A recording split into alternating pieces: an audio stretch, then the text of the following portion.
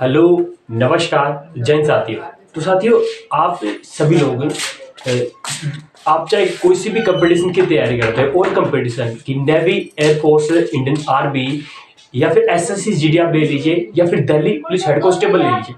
दोस्तों, आप चाहे ऑल कंपटीशन यानी किसी भी कंपटीशन के लिए आप तैयारी करते हो और यदि आप किसी भी एग्जाम दे रहे हो, किसी कंपटीशन की तैयारी कर रहे हो, उसके बाद उसकी एग्जाम दे रहे हो, तो दोस्तों उसमें हमेशा चाहे आप कहीं पर भी देख लेना, एक जो टॉपिक है ना, वहां से उस टॉपिक में से क्वेश्चन दोस्तों हमेशा आता है। दोस्तों वो टॉपिक है सौरमंडल का।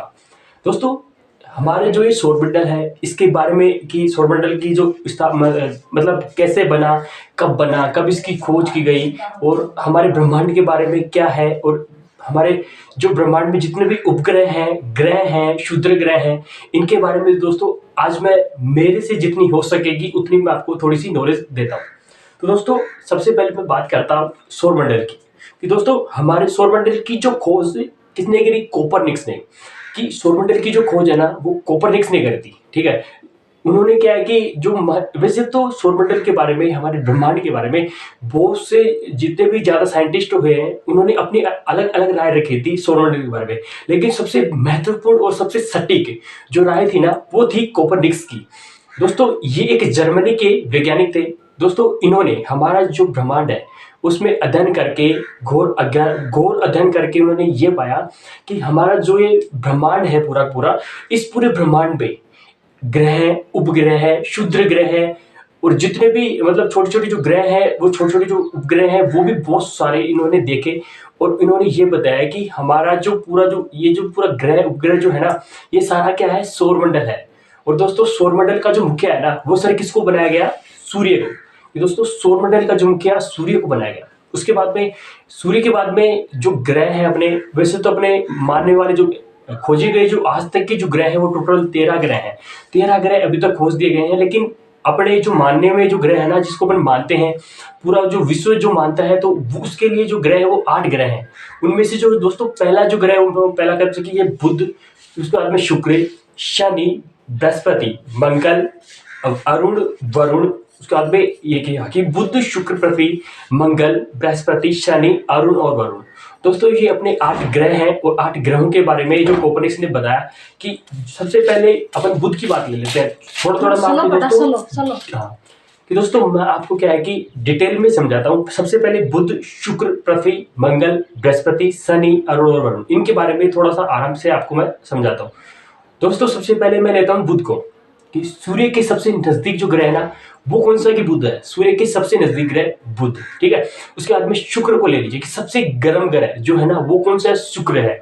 कि सबसे गर्म, भोर का तारा, सांझ का तारा। दोस्तों, हर ऑल कंपटीशन में ये क्वेश्चन हमेशा आता है कि भोर का तारा या फिर सांझ के तारे के नाम से कौन से ग्रह को जाना जाता है? तो वो दोस्तों उसका आंसर हमेशा क्या होगा? शुक्र ग्रह होगा। कौन सा? शुक्र ग्रह। अब उसके बाद है दोस्तों कि पहला हो गया बुध, शुक्र। उसके बाद में अब आता है दोस्तों बुध, शुक्र, मंगल। दोस्तों, मंगल को लाल ग्रह के नाम से जानते हैं कि लाल ग्रह जो है वो मंगल ग्रह है। उसके बाद में बुध, शुक्र, पृथ्वी। उसके बाद है कि मंगल, अब की बृहस्पति आता है। दोस्तों, सबसे बड़ा जो ग्रह है ना, वो बृहस्पति है। और बृहस्पति का भी दोस्तों कौन सा है? कि गैनीमेड ग्रह। जो बृहस्पति का सबसे बड़ा जो ग्रह है वो गैनीमेड है। उसके बाद दोस्तों बुध, शुक्र, पृथ्वी, मंगल, बृहस्पति, शनि। दोस्तों, वलयदार या फिर छल्लेदार वाला जो ग्रह है ना, वो कौन सा है? कि शनि है। एकमात्र ऐसा जो ग्रह है, बताओ, जो वलयदार या फिर छल्लेदार वाला है, तो दोस्तों वो कौन सा है? वो शनि है। ठीक है। उसके बाद में दोस्तों अरुण को लेते हैं कि लेटा हुआ जो ग्रह है ना, किसको जानते हैं? कि अरुण को। कि लेटा हुआ ग्रह के नाम से अपन अरुण को जानते हैं। उसके बाद दोस्तों वरुण, कि सबसे सर्वाधिक ठंडा ग्रह जो कौन सा है? वो वरुण है। सबके लास्ट वाला जो 8वां वाला जो ग्रह है वो वरुण है। जो सर्वाधिक से ठंडा जो ग्रह है वो है। अब दोस्तों, अब मैं आपको बता दूं कि ये जो ग्रह है ना, ये ग्रहों के बारे में मैंने आपको जानकारी दे दी।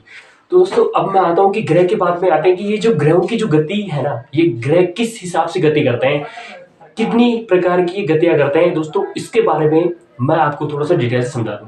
दोस्तों, ये जो ग्रह है ना, ये 2 प्रकार की गतियां करते हैं। कौन सी? 2 प्रकार की। प्रथम जो गति होती है वो होती है परिभ्रमण गति, और दूसरी कौन सी? परिक्रमण गति। दोस्तों, प्रथम जो है ना परिक्रमण गति, और दूसरी कौन सी है? परिभ्रमण गति। तो दोस्तों देखिए, ये एक मैंने मान लिया कि आप सब लोगों को पता है कि पृथ्वी है, और पृथ्वी का एकमात्र जो उपग्रह कौन सा है? कि चंद्रमा है। तो दोस्तों मैंने इसको मान लिया पृथ्वी, और एक पृथ्वी की एकमात्र उपग्रह चंद्रमा। ठीक है दोस्तों, ये एक पृथ्वी है। मैं आपको परिभ्रमण गति के बारे में बता रहा हूँ। परिभ्रमण गति दोस्तों, ये पृथ्वी है, इसका भी कुछ द्रव्यमान होगा या फिर कोई मास इसका भी होगा, गुरुत्वीय बल इसमें भी होगा।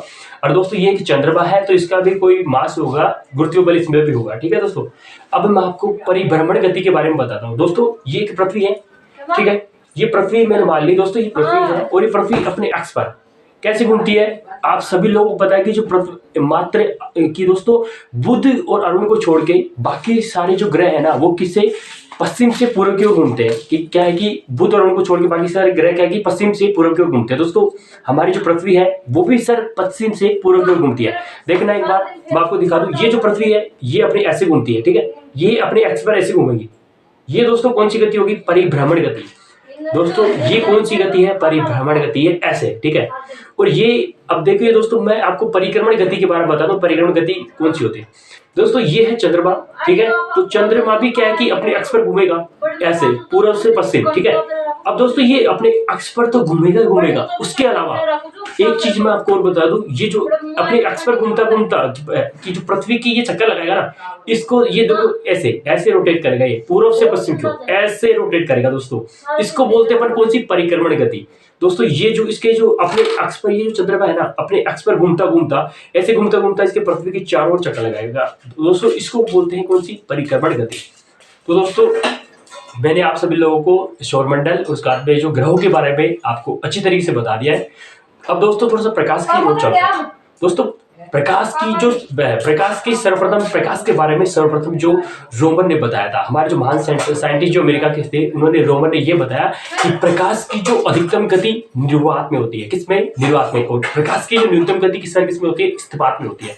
दोस्तों प्रकाश की जो अधिकतम गति मतलब प्रकाश 1 सेकंड में 3 लाख किलोमीटर प्रति घंटा के हिसाब से गमन करता है। कितने की, मात्र पर सेकंड में 3 लाख किलोमीटर प्रति घंटा के हिसाब से गमन करता है। तो दोस्तों मैं आशा करता हूं कि मेरा जो ये टॉपिक है जो आपको पढ़ाया गया है, मेरे हिसाब से मेरा जितना हो सका उतना मैंने आपको समझा दिया है दोस्तों। तो आप सभी लोग चैनल को लाइक शेयर एंड सब्सक्राइब जरूर कर दें, क्योंकि दोस्तों ये जो टॉपिक है ना, हर कंपटीशन, आप चाहे नेवी, एयरफोर्स, इंडियन आर्मी, चाहे आप SSGD के ले लीजिए, दिल्ली पुलिस के ले लीजिए, RAS, IPS, जितने भी ऑल कंपटीशन एग्जामिनेशन, उसमें से हमेशा एक क्वेश्चन इसमें से आता ही है। नमस्कार, जय हिंद, वंदे मातरम।